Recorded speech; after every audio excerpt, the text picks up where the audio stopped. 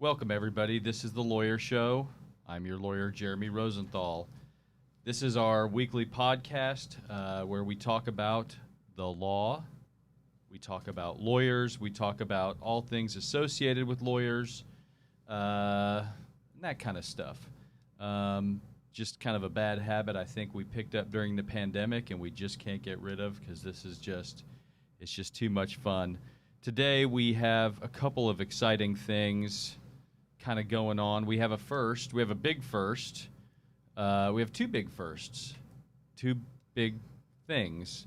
Number one is that due to the efforts of my guest today, our office manager, Heidi Stark, due to her efforts and her sustained, continued push, we have uploaded our first ever episodes onto Spotify.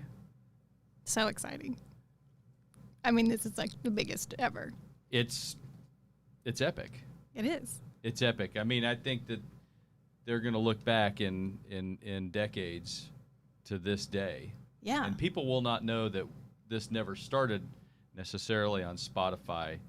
It'd be like a trivia question. And this leads into my second big headline of today, which is that my guest, not really a guest, my co-host today is Heidi Stark, my office manager, who comes with me to every podcast. She normally sits way over there, takes kind of shots from the cheap seats, sort of, so to speak. But so today, many reasons for Heidi to be doing this today and helping me out. Number one is it's taken me probably about the better part of last 7 months to kind of finally get her to come on and put a microphone on and to come on camera on air.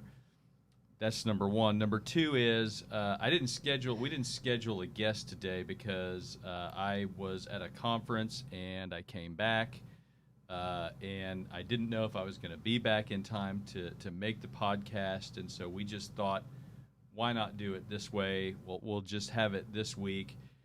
It'll probably be more entertaining. I am curious to kind of pick Heidi's brain on a lot of issues. So today the topic of the Lawyer Show is going to be criminal law. Normally what we focus on pretty much every week, my goal is to have folks on here who don't do what I do. Not that I find what I do, criminal law, criminal defense, not that I find it boring. I just find it more engaging for everybody if we have a show or a podcast that kind of digs into different areas, gives everybody a little bit of variety on different practice areas, right? Right. But today let's do some criminal law, Heidi. Criminal Law 101. Criminal Law 101. Yeah. Which, by the way, we've done some speaking events about Criminal Law 101. In fact, yes. And see, I've already kind of done one little humble brag today. You know, I'm not that going to a conference is that big of a deal. You know, but you're on the board. Well, actually, I've rolled off of the board. Okay. We have previous board member. We have term limits on the Texas Criminal Defense Lawyers Association has a board of directors, and they have term limits. I have termed out. Okay. But I am still expected to participate because I love the entity, I love the organization, I love the purpose. You know, the folks who are in there, many of them are good friends of mine, and I believe in the higher cause. Yeah. And anyway, and it was at South Padre Island, which, but for the fact it rained the whole time. That's unfortunate.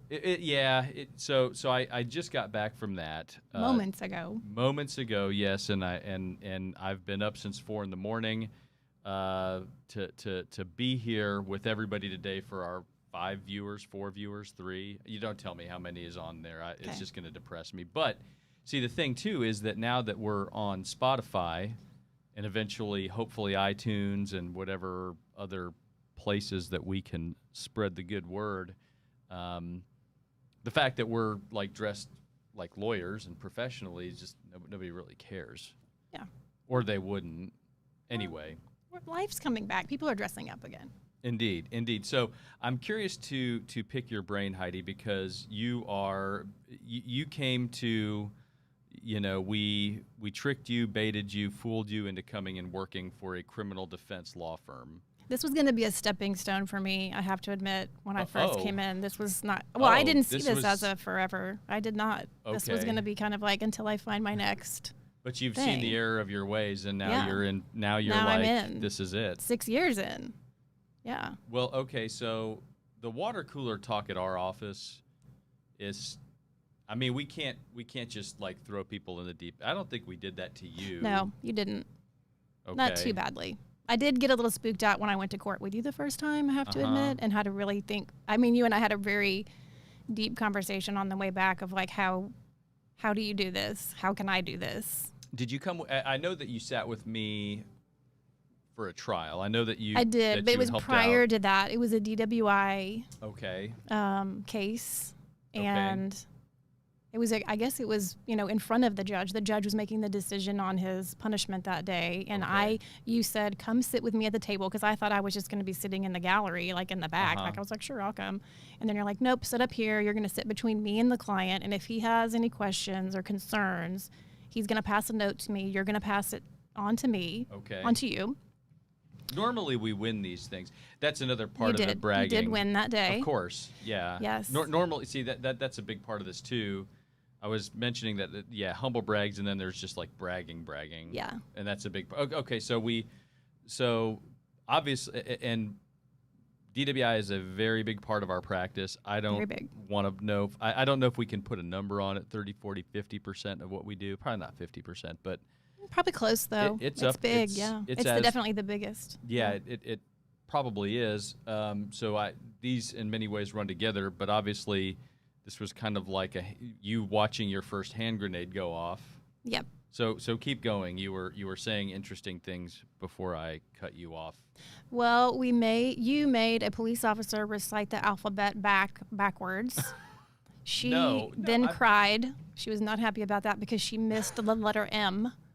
Backwards? I don't know if I've ever made it. You did. She must have made the client do that backwards. She did make him do it backwards. I remember this now. Yes. I remember this now. So that was a little jarring for me because, and as I always have and will always respect police officers, and you were very respectful to her. It was just kind of a different setting for me to kind of be on that side of things and have a different viewpoint. And we had a conversation in the car. How do you do this? How do you do this every day? How are you able to be a defense attorney?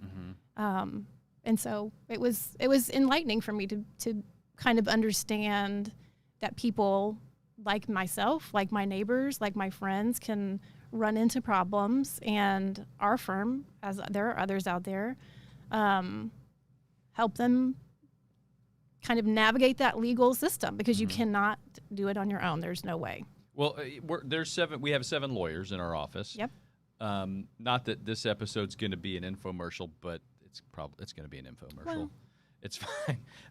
We have 7 lawyers in our office, and we're in the suburbs. Yes. And people don't understand many times how we can build a successful criminal practice in the suburbs. And so sometimes people have a hard time recognizing it's your neighbors, it's your neighbor's neighbors, it's your neighbor's kids, it's your neighbor's parents.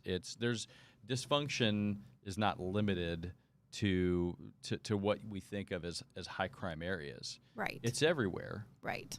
And I think that's hard for people to kind of recognize, for sure.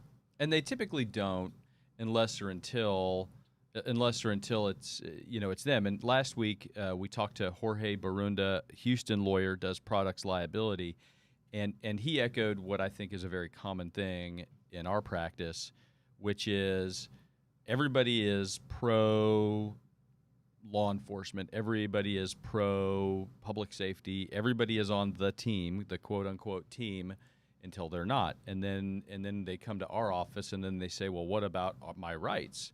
And I'm like, dude, you've been applauding taking away everybody else's rights for, and everybody else does. And so that's one of our challenges is to, when we go to court, it particularly with the jury, it's our challenge to, and not to be too, not to be too demonstrative or over the top about it, but you got to give the Constitution a little context. You got to give it meaning, right? The Fifth Amendment, for instance, the right to remain silent. People think most folks, if you just ask them, they just kind of think it's they think it's a trick for guilty people. They think it's the way that a guilty person hides. And maybe there's truth to that. Maybe there is some truth to that. But when I'm picking a jury and I'm talking to jurors about the Fifth Amendment, I kind of got to, you just got to give it the flavor that I think the framers of the Constitution meant to give it, which is, in America, we focus on evidence. We don't focus on your face. Correct. In China, in North Korea, in third world countries, they put you in a room, they put a spotlight on you, and they focus on your face as you answer. And so what we have to do is we have to talk to jurors about, well, okay, what's a guilty person look like when they're talking? What's a liar look like when they're talking? Do they cry? Are those alligator tears? Or are they real tears? And even if you know, Susie Main Street or Joe Lunchpail, even if you have a special power to diagnose this, which you don't, statistics tell us that you don't. Even if you believe that you have the special power to diagnose this, can you get 11 other folks to agree with your assessment? Right? Out of the other 12 jurors, how many of you are going to think that these crocodile tears are real? I mean, they can argue all day about it. Yep. Right? Mm-hmm. Or if somebody looks them directly in the eye, well, that's rehearsed. Or if somebody's looking at the ceiling or looking at the floor, and, oh, by the way, you've only had 15 months to think about this morning, noon, and night, the day that you're going to testify to, the biggest day of your life, which is your trial. And so then when we say, and then I say, time out, how about we focus on the evidence? Anybody? The Fifth Amendment makes a lot of sense in that regard. And so kind of what I wanted to do today as well was just kind of go through good, bad, and ugly of the criminal justice system. You've already kind of hit on some of it. And kind of talking about law enforcement, we do have a very different relationship as criminal lawyers, as a criminal law firm to law enforcement. I mean, I was raised to believe that the police are my friend. Yes, as I was as well. And I do my best to raise my child the same way. Police officers are people who run into a building when everybody's running out. Police officers are the folks who are rescuing people from cars with the jaws of life. Police officers are held to a very high standard, which at some point can be difficult, I'm sure, of honesty and integrity. So there's a tremendous amount of respect that I have for them. However, when I'm in the courtroom, I have to put that hat on that says, no, we've got to, there's everybody in America, in my mind, has somebody that grades their papers. Mm-hmm. Not that, and the jury grades the police officers' papers, yes. Not the prosecutors, sometimes the judge, but it's the jury that will grade their paper. And cross-examine, and I'll tell you, when I left the DA's office, when I was a prosecutor for some years, when I left the DA's office, one of the first ways that I knew that I was a defense lawyer, that I knew I had gone to the darker side, and there to stay, was the first time I had a police officer, a law enforcement officer on the witness stand who would play games, who wouldn't answer straightforward questions, who thought it was his job to win the case on the stand. Cross-examining them, officer, the car was blue, wasn't it? Or officer, the car was blue. Was that a question? Let me think here. You've testified 78 times in your life, and every time you knew that what the lawyers said were questions. You knew the 68 questions this other lawyer, this prosecutor just asked you. Somehow you knew that those were all questions, and now all of a sudden you forgot. You just don't want to answer. So, okay, so we'll change the question. The car was blue. Isn't that a fact? Now it's a question. Please answer. Well, I don't know if it was. It depends by what you mean as blue. There's different kinds of blue. There's this, and I'm not being literal. This is not an actual example. But when you have when you're in that situation, you have a job to do. I think in the interests of for your client and the interests of justice, and it involves kind of punching through the minutia that that individual is throwing up at you. Whether they're wearing a uniform, whether they're not wearing a uniform, it does not matter. Absolutely. Because if it was you in that seat that you were defending Right. them, you would want your attorney to do that. And I know a lot of people have had that experience to realize what it's like to sit in that seat. That's exactly true. That's exactly true. And so, and that, kind of gives me another perspective, another sort of thing to sort of share, which is that, and this is a question I get a lot of. And I think we talked about it. I think we also talked about it with Jorge Barunda last week, which is when the client asks you, well, what would you do if it was you? And I get that a ton. We get that a ton in our office, Yeah. right? You do a lot of hand-holding with There's a lot our of counseling clients. that goes on with people, yes, because it's probably the most stress they've probably ever been under. Mm-hmm. When they're coming to us, when they make that first phone call to us, they are freaking out. Well, the hand grenade has gone off in their living room. Yeah. This type of thing doesn't happen to us. We're not not criminals. those people. Right. And in Collin County, probably our biggest, we get a lot of DWI calls. Yes. We get a lot of domestic violence calls. That's our number 2. For sure. We get a lot of calls on probably drug cases, on mental illness type cases, which a lot of times mental illness with drugs is kind of a salt and pepper, right? Mm-hmm. You usually see the two together, not always, but a lot of times we definitely see the two together. But to answer the question that Jorge and I talked about last week, what I tell the client and what I said last week, and again, what I tell the client is, I'm not you. I'm not you. I am, I am and as a lawyer, we have to be in some way, well, there's the saying that's only a fool, a person who represents themselves has a fool for a client. And what that means, literally, what that saying in my mind means is that you are so married to your problem that you cannot detach yourself from it. Right. If you were a surgeon, you could not operate on yourself, nor should you. Correct. You're going to make emotional decisions, not medical decisions.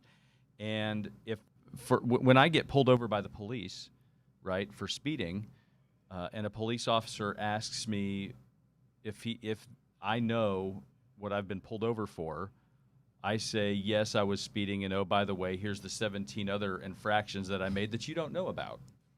I haven't updated my driver's license. I don't think my insurance is up to date. I didn't go to the dentist, and I was supposed to go. Yeah. I mean, so what happens is I am not dispassionate enough. I cannot, for my own legal issues or troubles, I am too emotionally connected to them to make rational judgments. So another thing that we have to do, and it takes younger lawyers, I think, in my mind, a long time to learn this lesson. It takes younger lawyers a long time to learn that you are not your client, and that your client's situation is, you cannot make your client's problem your problem. Right. That's a problem I definitely see younger lawyers make. One thing that we do at our law firm, again with 7 lawyers, one of the other types of cases that we handle a lot of are sexually oriented charges and offenses, which are obviously no joke. They're extraordinarily serious every way around that you can think of them. But one thing that I've always thought is important is that each of our lawyers, whether or not, of course, lawyers are going to have moral objections to certain types of cases, and we don't make lawyers do cases they don't want to do. Everybody has their preferences, but it's probably a good idea to know what 1 or 2 of those cases is like, I would imagine. Exactly. You have to have, in my mind, as a criminal defense lawyer, you have to have the experience of putting your heart, your soul, everything that you know into a case and having a judge say, oh, that's cute, go away with, defendant, you're sentenced to 25, 35, 45 years, go with the bailiff, right? That's a tough day, I bet. It's a hard day. And so sometimes as lawyers, we get so wrapped up in the client's problem, we make it our problem. We think that it's our fault when the client has a certain situation. We obviously never want it to be our fault. We obviously want to give adequate and the best representation that we can.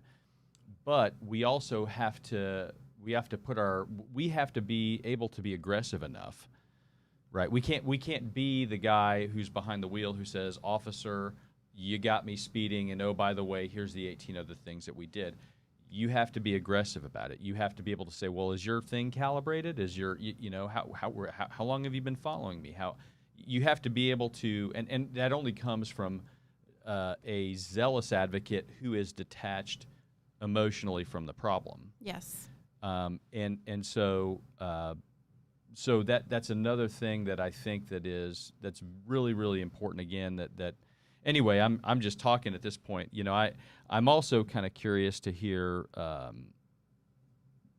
some of your other observations. And when did you know that you were like, when were you like, I don't know, and maybe you never were. Was there ever a point when you're like, oh my God, what have I gotten? What have I signed up for? That day when we did the DWI, I was like, I have gone to the dark side. What am I doing? This was a huge mistake. The darker side. The darker side. It's relative. Yes. Many people would. In fact, I think we're the good guys. Let's just go ahead. I do and now. say that. I do see it. Of course we are. That now. But coming in super green, having not had a law experience before I came to the firm. It was jarring, yeah. And every lawyer, by the way, thinks that they're the good guy. It doesn't matter if you write a will. It doesn't matter if you do intellectual property. It doesn't matter if you are evicting people from a house, okay? Every lawyer thinks that they're the good guy, period, end of story. But they're all wrong because we're the good guys. Keep going. Yeah. Well, and I couldn't work here if I didn't really believe that. Mm-hmm. I couldn't get on the phone with these people and really walk them through why do you need to come in and have a consultation with us if I didn't truly believe that. And I do. And it didn't take me long to really get there, but I had to experience some of those bigger things, where I went to court, had some of those hard phone calls with people, saw some hard, things happen in the office that made me believe this is the right place for people to come. Well, we do take care of people's problems. Well, you're on the phone. You spend a lot of time because one of the things that you do a lot of. You're on the phone quite a bit with our clients, kind of and again, you're the office manager. Okay? I like to know everything that's going on. That's just kind of my makeup, and it's probably a weakness and a strength. But yes, I like to know what's going on because I can't help other people do their jobs if I don't know what their job is. And if your job is picking up the phone, answering calls, then I need to know how that works too. Right. So I do try to stay in that mix as much as possible and answer phone calls at least a couple of times a day. And your specialty, so we brought you on originally to do just kind of social media type stuff. And that morphed into you making sure that there's WD-40 because we got a squeaky door somewhere in the in the kitchen. And then I quickly found a new credit card processing company for you. So that's kind of how that morphed in. Yes, I jumped right in. I find problems and I think I would bring them to you and be like, "Here's the solution," and you were like, "Okay, go do it."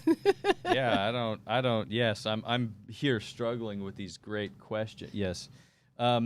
So, okay, my hope today, too, was that we would get some comments and questions. I know that what I meant to do is talk to a handful of folks so we can stack the deck and have some questions in the can. I'm sure that, so if you're watching, and I don't know that anybody is, if you have a question for myself, for Heidi, you're going to get a better answer, obviously, from her, about anything criminal justice, law office management, whatever, talk.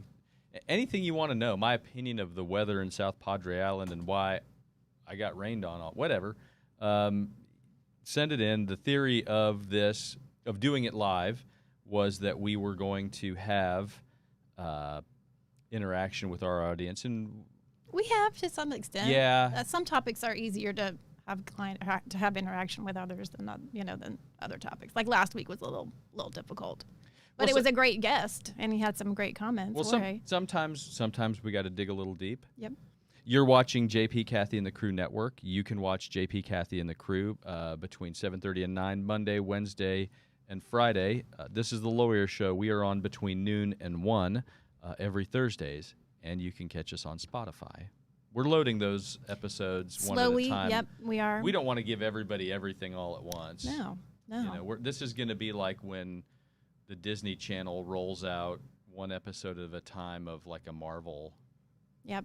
Mandalorian. You gotta wait. We're gonna So don't think you're gonna go and download 30 hours of this at least tomorrow. I mean, we've done 30 episodes. We've had 2 seasons. 35. Yeah. Somewhere in there. Probably. It took me that long to finally get Heidi to be like. It took me this long to be a guest. Yes. Well, there you go. No, and this was because I asked you a long time ago. You did. I politely declined. Yes. Well, and again, this may be the last time we have you on, with the microphones on your ear and all that stuff. We'll see how this goes. We'll see how this goes. Yeah. So, and I think, again, kind of my attitude and my thought for this show is just to kind of talk about criminal justice, good, bad, and ugly. So let's talk about this. Let's talk about a little bit about criminal defense lawyers. Because, again, of course I'm a fan. Of course I think that we hung the moon. Of course I think that we're the good guys. Let me tell you, and so I do. Another thing I've always kind of thought with the podcast, I've never wanted to be too like rah-rah cheerleader about anything. I've also not wanted to be like squawk kind of, well, we're just going to criticize things and just kind of rip things apart. But so I kind of, I hopefully try to approach things, kind of balanced. But okay, so criminal lawyers. So one of the reasons, frankly, that I left the DA's office, and this is going to sound crazy and terrible, I thought it was too easy. Really? I thought it was too easy. Even with the caseload that you were carrying at the time? The caseload's the big challenge as a prosecutor because you do have a whole lot of cases. You have I mean, how many cases probably? Well, I'd have to look back and think back, but I mean, we could have hundreds at a time. Okay. You could have 1, 2, 3, 400, maybe even more. I don't know. But they were all kind of one size fits all. And so that is the challenge to being a prosecutor is that the volume is there. But having said that, particularly in Collin County back when I was doing that, what I found was that when I was picking a jury, all my jokes would be funny. I would put police officers. New audience every time. I mean, how? New shtick every time, and all my jokes would be funny, and I would throw witnesses, police officers on the stand, and the juries would just fawn over them. I asked the same formulaic set of questions every time. As a prosecutor, part of your job as a prosecutor is you do have to play it down the middle, which you have a duty to seek justice, which therein lies. The devil's in that detail, which is, well, because I think everybody's guilty, which is how some prosecutors think. Because everybody's guilty, well, I'm always doing justice by prosecuting you. So it makes that it sort of makes that it makes that general order a little worthless when your attitude and your worldview is such that's kind of the thing. But anyway, I just did not particularly think it was that challenging. That's the key. You got to have a challenge. And so I did not feel particularly challenged by that task. Now, in fairness to prosecutors, in fairness to the DA's office, I was very junior. They were not handing me capital murders. They were not, giving me, here's the city councilman who's been, taking bribes for a decade and we finally caught him. Jeremy, go get him. They weren't giving me that stuff. But still, the cases that I was handling, I didn't particularly think they were too much of a challenge. And we would have the opportunity to go against good defense lawyers, not all the time. Yeah. And this kind of will, and I will segue this into one of my criticisms of my brethren on the defense lawyer side. Many of them can be quite lazy. Correct. And many of them do not share the attitude that we have the duty and the job to test the state's case, test the law enforcement, test the law. Right. Put our judges to difficult questions. Many of them think if I laugh at all the jokes of the prosecutor and I just am nice, then I'll get a decent result for my client. And again, that can be true a fraction of the time. Right. But that's one of my biggest frustrations with other defense lawyers. is that, again, some of them have a book allergy. Some of them, they don't do a lot of legal research. They're not particularly creative. The only time I see them, some of them, and again, the good news is there's very few that are like this in my mind.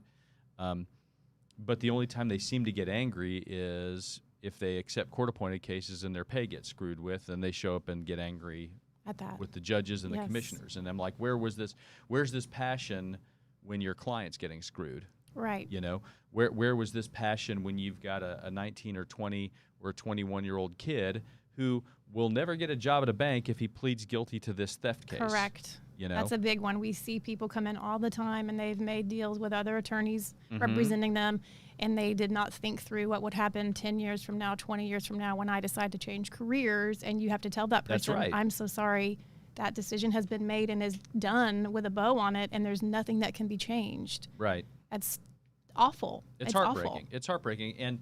And so that's one of my frustrations, I think, with other defense lawyers. One thing, too, that I would say, and again, to kind of back up, what I tell folks is when they, and I get this question a lot, too, which it doesn't make me angry that I get asked this question. It's perfectly understandable. I probably would ask the same question if I didn't do what I do. We get asked a lot, how can you defend somebody you know is guilty? Right. We get asked that a lot, and that's a cocktail party question. That's that we do. And number one, anybody who comes into our office, we're helping a person. We're helping a human being. We're helping him, her, and almost always, invariably, their family that comes in with them. Right. That doesn't understand, again, why the hand grenade went off in their living room. So we help people, number one. Number two, I don't know how many folks I have represented in my life, 3,000, 3,500, 4,000. When I left the DA's office, a lot of court-appointed work. We don't have a public defender in Collin County. And so that was a good way to sell your time. It was a good way to get a lot of experience under your belt. A lot of different types of cases, I'm sure. A lot of different types of cases. And fortunately for I've graduated from that, but the experience was irreplaceable. And so of the a million, billion, however many people I've represented in my life, and what I tell folks who say, well, how can you represent somebody that you know is guilty? Number one, I don't know. I wasn't there. You weren't there. I wasn't there. I don't know. And maybe there's a lot of really bad evidence for us, but if I was there, I'd be a witness to the case. And so number one, I don't know. I don't know that what my client did or didn't do. That's how lawyers operate. That's how we are. That's what we do. That's just the nature of the beast. That's number one. Number two is, I would say of all the people that I've represented in my entire life, I would tell you that maybe 2 or 3 were sociopaths or were just so awful that they made me kind of take a step back Right. and sort of be concerned. Many of our clients, That is not the majority that we see No, that come in the office, for sure. Absolutely not. I feel very strongly that many of our clients didn't do what they're accused of doing. And again, I wasn't there, so maybe they did. I don't know. But number one, I feel like a lot of them didn't do what they were accused of doing. And number two, I feel like a lot of them did what they did because there's the axiom. Am I using that right? I think so. We have Kyle 100%. Taryn in our office. He would be able to tell us. He would tell me if I'm using sure that he word will. appropriately. He's not watching. Not he'll today. he'll no. tell us He's on later. the plane. He's on a what? He's on a plane today. Oh, that's right. He's going out of town. But the axiom is hurt people, Correct. right? And There's so usually a root problem. there's exactly everybody views themselves as a good person, and in most ways, most people are. Yeah. Most people will hold the door for an old lady. Most people will Stop to let you cross the street. Yes. You know, most people are decent. They really, truly are. But they may have a mental illness, which which dictates what they do. They may have an addiction, which dictates what they do. Past trauma that's triggered by something. Past trauma. They may have. There may be some dysfunction. Yes. That's going on there. And let's not confuse this. That doesn't mean they need to be running around free in America either.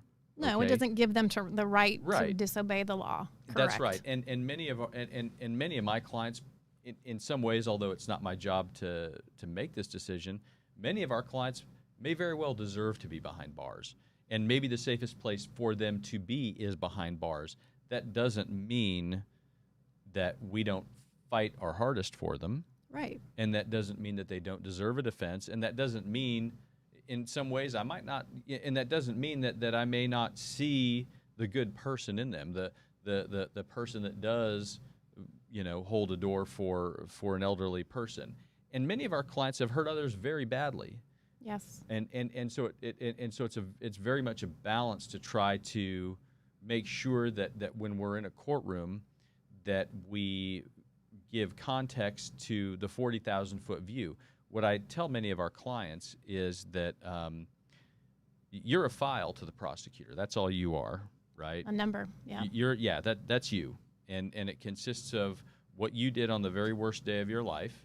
And maybe if you've had 2 or 3 other days that have been really bad, that's in there too, okay? But the time that you helped your best friend, the time that you woke up at 2 in the morning to go get them because their car stalled 3 hours away, that's not in there. The time that you cut your hair off for a cancer fundraiser, that's not in there. That's part of the picture too. And again, that you're a good husband, that you're a good father. Exactly. And that doesn't mean that doesn't negate what's in that file, but it gives a clearer picture. It gives a clear picture, and it's our job to advocate that to anybody who will listen, the prosecutor, or a jury, or a judge. But let's criticize other people here. Okay. For a minute, let's move on. Who should we go after next, Heidi? Well, who do you feel like criticizing now that I've tricked you into coming on the air? You thought, and it was going so well. This was so safe. Yeah. Right. It was going so great. It was going so, and it was just going infomercial, and then I throw that. I did hear, so at my conference, some of my friends, I read a book, or maybe I don't remember where I saw this, that said good icebreakers. Here's a good icebreaker. Okay. The next time you see somebody for the first time, you ask them, just like in a social situation, right? Yeah. Instead of talking about the weather. Because that's the go-to. Yeah. Ask them, what's the most expensive thing you ever stole? Oh, stole. And so I asked a friend's significant other that, and I was reminded of that the other day. Okay. But then they were asking me, they said, well, why did you ask that to her for the first time that you ever met her? Why would you ask her that? And I said, my response was, well, you remember it, don't you? You remember that I asked that question, don't you? True. So in that vein, I mean, usually people have a little bit more boundaries when they first meet somebody, but that's a little kind of outside the boundary zone. Like, I mean, I would have a tough time with that when I've never stolen anything. Oh, okay. I haven't. Oh, okay. I'm that person. No, my mother and father put the fear of God into me, not to steal something that wasn't mine. How did they do that? Was it because you were 5 and you stole something? No, I didn't. I've never stolen anything. I've never done that. Yeah. But that's a good question to ask people, though. I would imagine people have probably stolen something. Just anybody watching this, just make sure the statute of limitations is run on any offense that you confess to stealing something to. Number one. Under $50, you want to keep it probably, yeah. Well, if it's, so let's see, there's a value ladder for theft offenses. Yeah. Theft is dictated by the amount that you're alleged to have stolen under state law. I believe it is $2,500 now. Anything under $2,500 is a misdemeanor. Used to be under $1,500. Now it's anything under $2,500 is a misdemeanor, and that has a 2-year statute of limitations. Okay, so 2 years. And a felony in most instances is going to be 3. Okay. But yes. So what's the most? Well, you don't have to answer that. I can't answer that. I have not stolen anything. The only thing that could possibly go on that list is going to the grocery store and stealing some grapes off of the grape thing, which is super unsanitary. But I probably did do that. I thought you didn't steal anything, Heidi. Now we're getting somewhere. Well, I probably have done that. Yeah.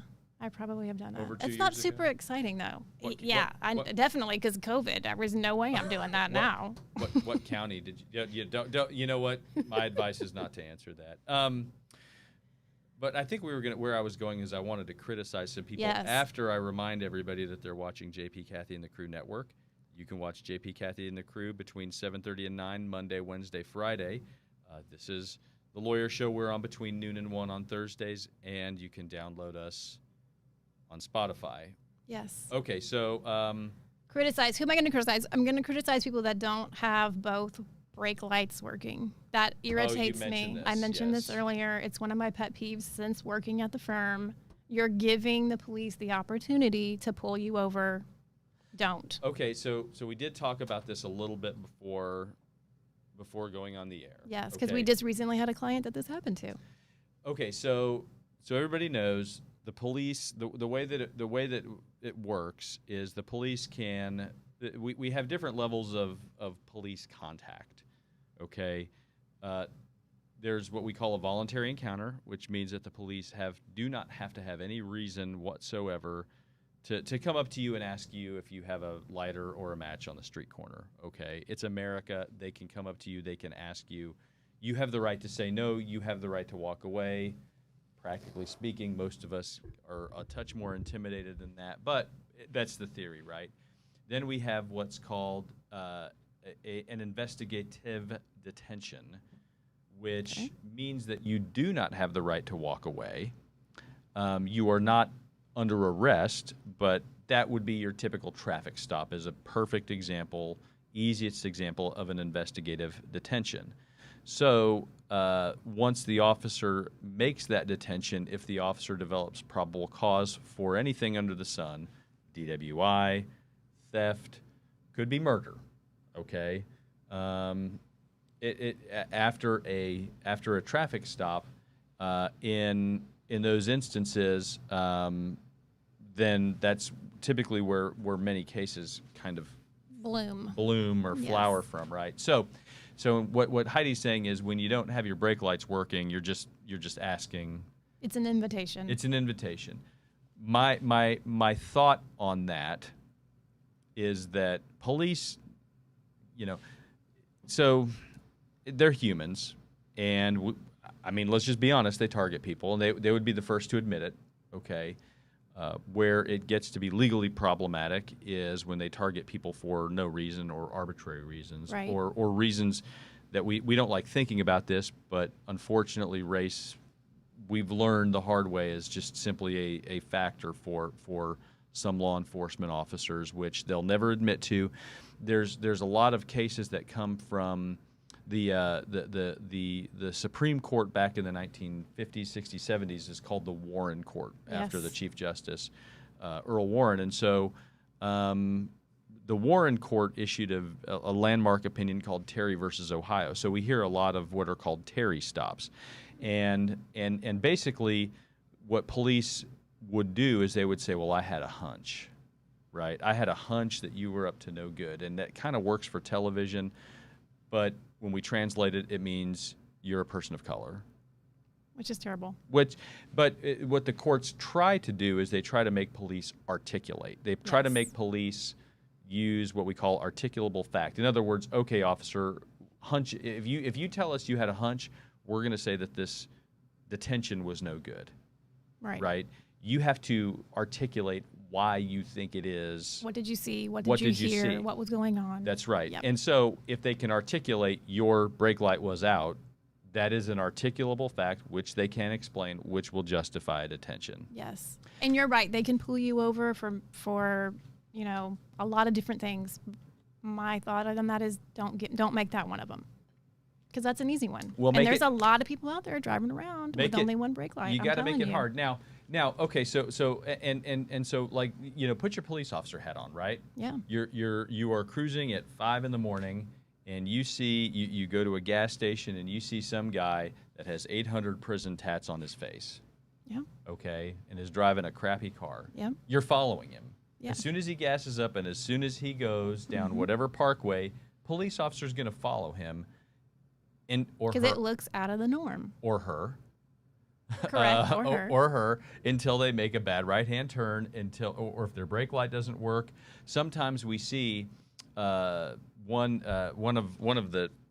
I mean, it's a real traffic stop. But if your traffic light, if your brake light isn't or not your brake light, the license plate light is not working. Yeah. The police can stop you. Yep. And that's a violation of Texas law. It is a legitimate stop. Now, it doesn't happen to old ladies who are returning their library books to the public library. That's not where people get nailed for that. Right. Okay. It's 2 a.m, and I think you were You're in an area where it looks like maybe you don't belong. Possibly. You look like a shitbird. Yeah. And so that's why. That's why. Yes. That's why you tend to get pulled over. So when you say make sure your brake lights are working, I see what you're saying. Lawyer Jeremy thinks, well, okay, 2 or 3 blocks later, we were going to get pulled over for not stopping at the stoplight. A complete stop. Stop, right. or right. something like that. But what other? That's just irritating to me, though. I mean, you should have your brake lights working anyway. And I think another legal thing. I think another irritating thing that we hear all the time is the brake lights. By the way, if they admit any red within 1,000 feet, it's good. Your brake lights are legally working. But go ahead. Sorry, I thought I'd throw that out there. Sorry, Heidi. That's all right. No, the other thing that bothers me is people when we meet people, and we pre-COVID ton of networking. We were out meeting people all the time, talking about the firm, talking about criminal law 101. That's never going to happen to me. I don't need to know a criminal defense attorney. Well, it's fun when 6 weeks later they call and they say, "Oh my God." We've had it before where we didn't think it would ever happen to me. An hour. It's been an hour hour right. since we had that conversation with somebody. Yes. We always say, put our number in your phone. This is the number you need to have that we hope you never have to call.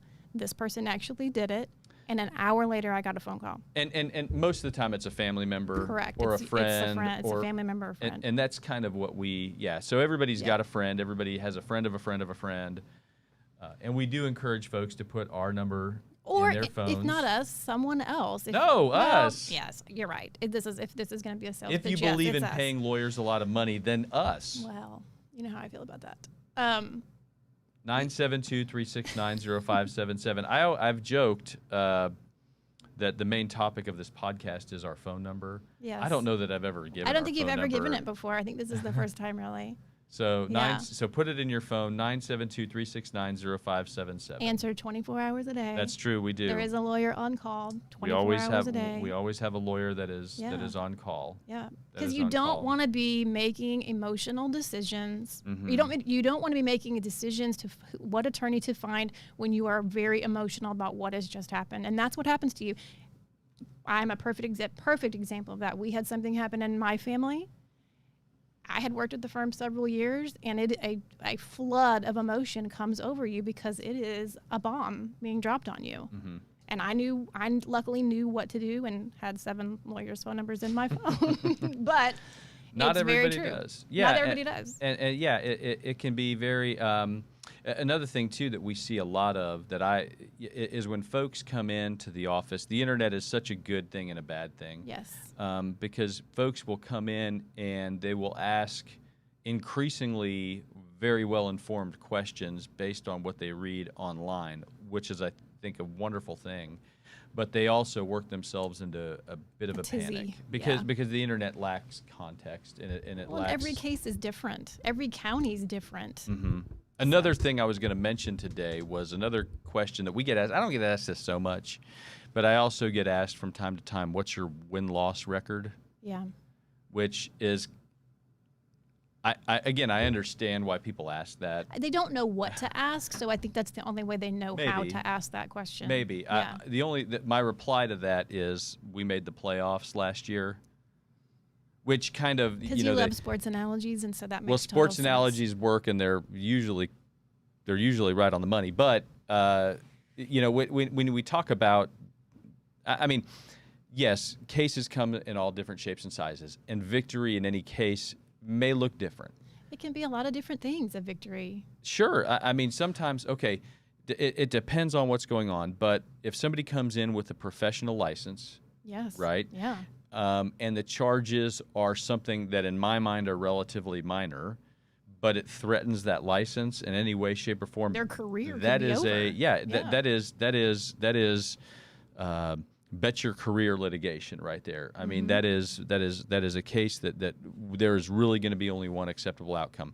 If we have another case that comes in, and the facts may be really against us, if our client has gone and confessed to everybody that they know to confess to, and there's other types of evidence, there's video, and there's maybe whatever biological evidence and other things that are really hard to get around.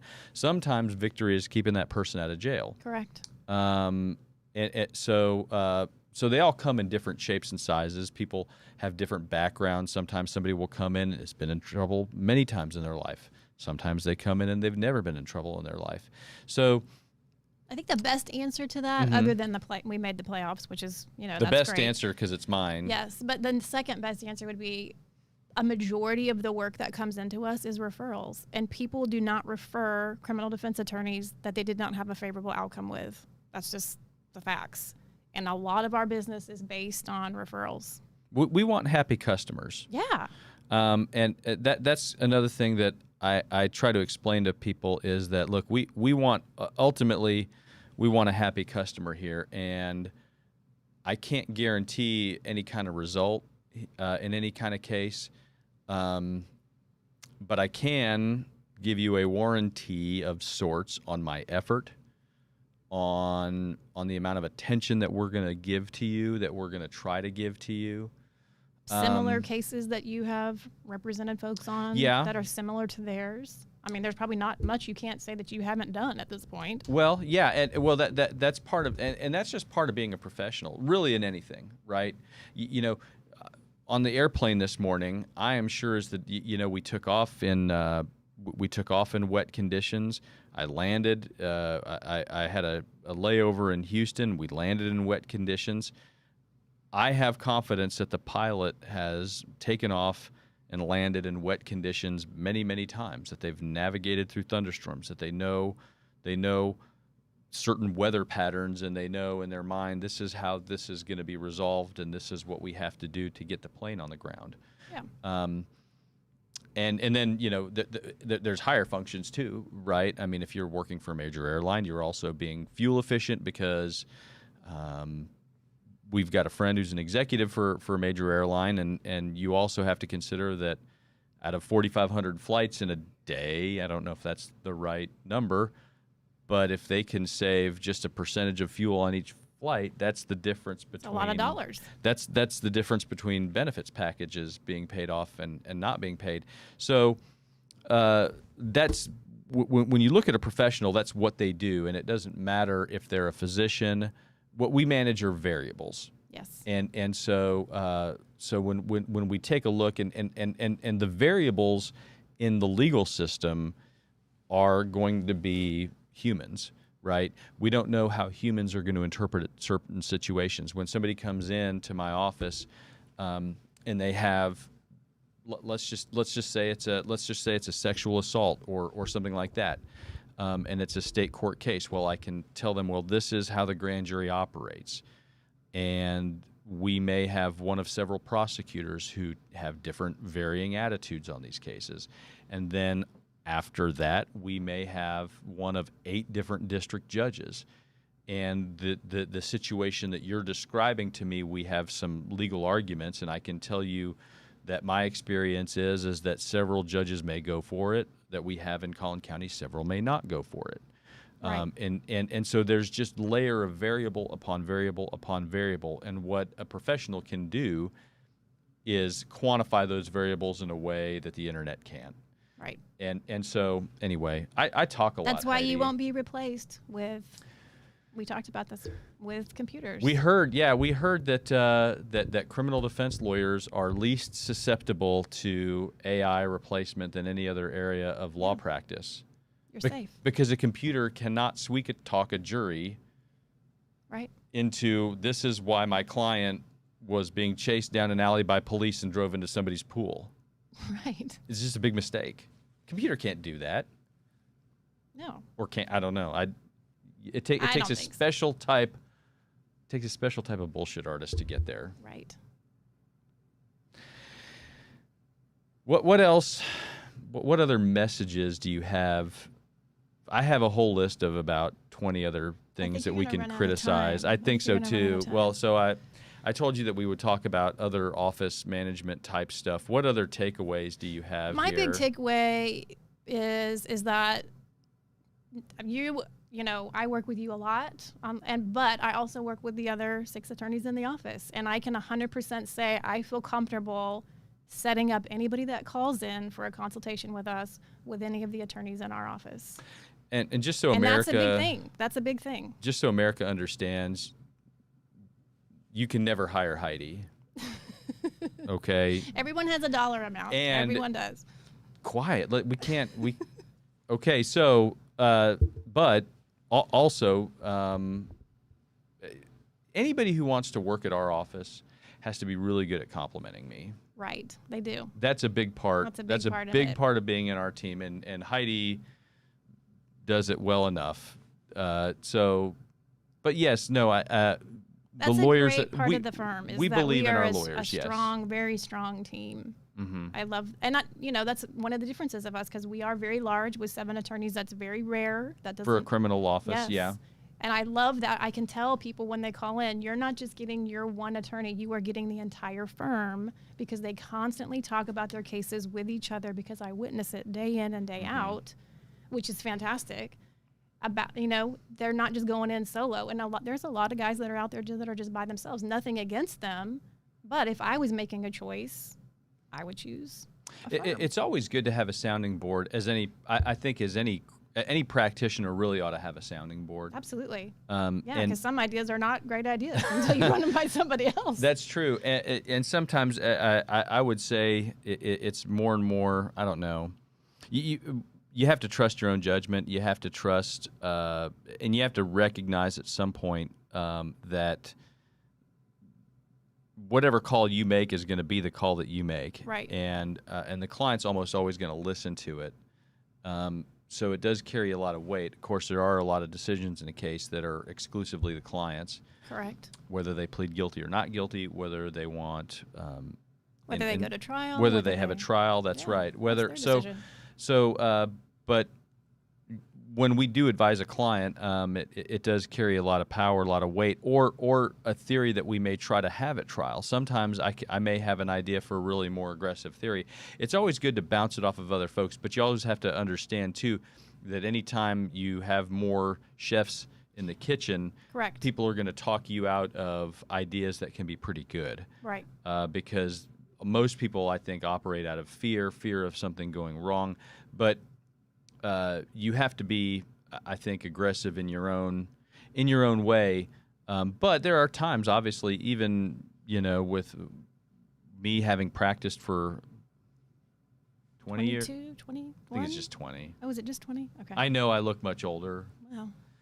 But yes, 20 years, and even then, it's still healthy to. I still have questions. I still will come. I'll have an idea that I'm not so sure that my jury's going to like this. I'm not so sure that it's going to come down this way. But again, it can also be somewhat poison, and it can be a bit of a crutch too. Correct. For someone who just has paralysis by analysis. It's a fine line. It's a fine line. It's nice to have it there if you need that. Yes. I do think. Yeah. So maybe what we'll do, Heidi, is I'll have you. We'll do this setup again, and then we'll get to the 800 other questions that you had. People or professions or part of our profession that I really wanted to criticize and get some. Part of my podcast too. There's a lot of I don't want to call it Richard Nixon, but I can be pretty negative, and he had an enemies list. He did. Yeah, and not that I have an enemies list, but what's broadcasting something like this if you can't take underhanded shots at people? Yeah. And they kind of know it's them, but not really. They never really know. No, I did want to talk a little bit more about prosecutors, a little bit more about our judiciary. Part 2. And part 2, we'll do it at some point in the future. How's Yes, that? That sounds great. All right.